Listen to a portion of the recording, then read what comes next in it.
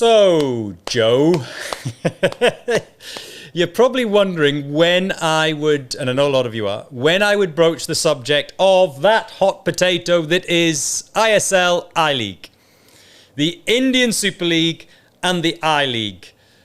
Which is better? What does the future hold? What's going to happen? First of all, people think, and certainly those who work for the Indian Super League and their associates, IMG Reliance, think that I hate the Indian Super League. I don't. I don't hate the Indian Super League at all. I never have hated the Indian Super League. As an entity, I have never hated the Indian Super League. However, there are elements of the ISL which I have hated and I have said from the very beginning were dumb, such as the Mickey Mouse knockout format at the end of a league season. I've always hated that. I've hated the fact that they've brought in some big over-the-hill names that, you know, could barely run anymore. That's conning the fans. Those elements of the Indian Super League I've hated. I've hated the fact that from day one they didn't include Mohun Bagan and East Bengal, but that's another topic for another day. Political reasons as much as anything else. So I haven't hated the Indian Super League. There's just elements of it which should never have been done from the very beginning, and thankfully, over time and over recent years, they have improved, such as reducing the number of foreign players. And we'll get there. We will get there. But I come back to something that I will repeat on a regular basis.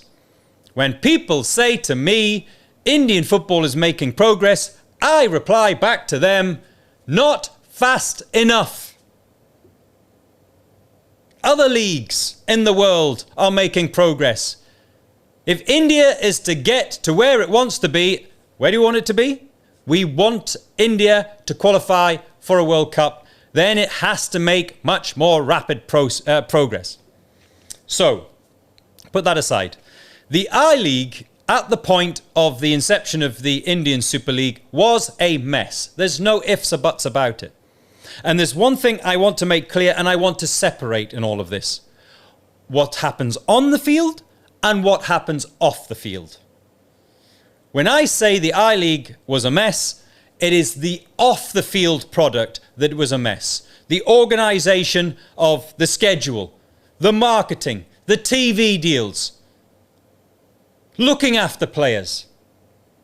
Players for far too long in India have been treated as slaves and not as assets. Anywhere else in the world, a player is an asset. You're trying to bring through a young talent, develop that young talent, and either keep him to win you a trophy or a title, or sell that talent on for a profit. Those talents are assets at every other club on the planet. But for many, many years, Indian players were treated as slaves. Why were they treated as slaves? Because majority of them, and by the way, I still know one or two clubs that do this now to this day. I still know one or two players that are still on 10-month or 9-month contracts. And God help you if you were a player back in those dark days of the I-League that got an injury in the last 2 or 3 months of the season. You had two options. You either were honest and said, I've got an injury, at which point the club would try and cut short your contract so that you weren't even getting paid for a 10-month season, you're getting paid for a 7-month season or a 6-month season, God forbid, depending on the injury. Or, what would be even worse, say nothing and play through the injury and do more damage. So, the I-League, at the point of the inception of the Indian Super League, it needed revamped. Desperately needed revamped. It needed to be broadcast better. 10 Sports in those days, I know, I worked for 10 Sports at that particular point in time. They didn't put enough resources behind the production quality of the Indian League, the top tier of Indian football as it was at that time. Now, it's a world apart. The matchday experience is much better. The marketing, well, of course, we're talking about IMG here. They are masters globally of marketing. They are not masters of football as a product on the field of play. But they are certainly masters at the PR, the marketing, the matchday experience. Any of you who have not been to an Indian Super League game and have maybe been many years ago to an I-League game, go and experience it and you'll see the difference. Is it perfect? No. Is there a lot more needs to change? Yes. Yes, of course. There's a lot more needs to change. Number one that needs to change is clubs need to be given a way of making money. I'm not aware of any club, I think possibly BFC, Bengaluru, may have made a small profit one year, but I'm not aware of any club in the Indian Super League that has made a profit. They've all lost money. In fact, many of the shareholders and part owners that were involved in season 1 or season 2 of the Indian Super League are no longer part of it. They're not stupid. These are businessmen. And businessmen, if they're losing money, are not going to continue in that line of business. Just common sense. It's logic. Of course it's logic. I wouldn't, would you? Which is why I come back to the players should have been front and centre of every single development and every single plan of Indian football going forward, no matter what the league is. Look, yes, I was involved in the days of the I-League. Yes, I have a soft spot for the I-League. But you know what? Honestly, I don't really give a damn what the top league of the country is. I don't care. I don't care what you call it. The Indian Super League, Joe Morrison's league, the I-League, I don't care. As long as the product is a good one, as long as the product is sustainable, as long as it allows clubs to make a profit, even if it's a small profit, but certainly not huge losses, because that's unsustainable. And at some point, the whole league, like has already happened in Major League Soccer back in the 80s in the US, goes off the edge of a cliff. The whole league goes bankrupt. That's the danger. That is the danger, people. That's what we need to be afraid of. So it has to be sustainable, which is why I hated the big bucks payouts to over-the-hill superstars in the early seasons of the Indian Super League. And all I care about is not the name. I just care that it's a league. That one team plays another team home and away all the way to the end of the season, and then we have a winner. And the winner is the team with the most points. In, 2018, was it? 2018, something like 2017-18 season, I think if I remember rightly.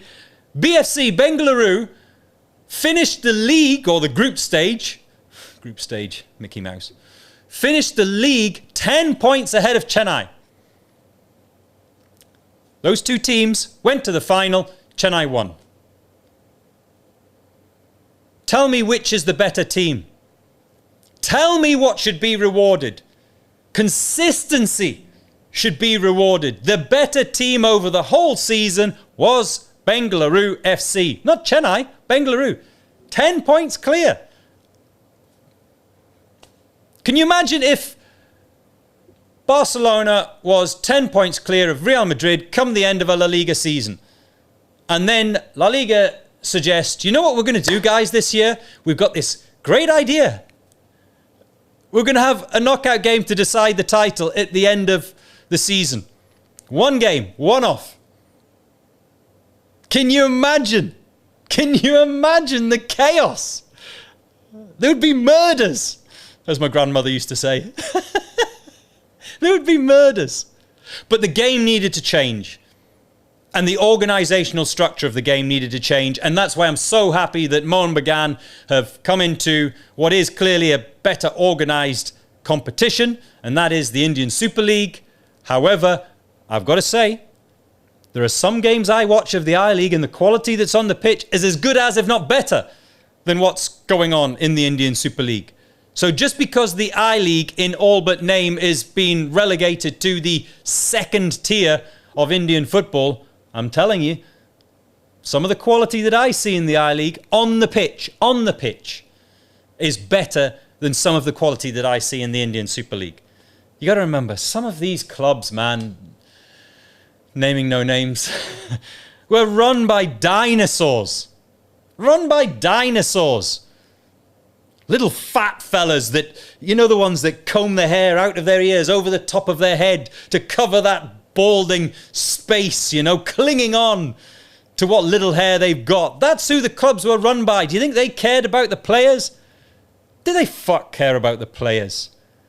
That's why they were treated as slaves. And I'm glad now that players are getting paid what they're due. There's still a lot of things that need to be changed, by the way, in terms of player welfare.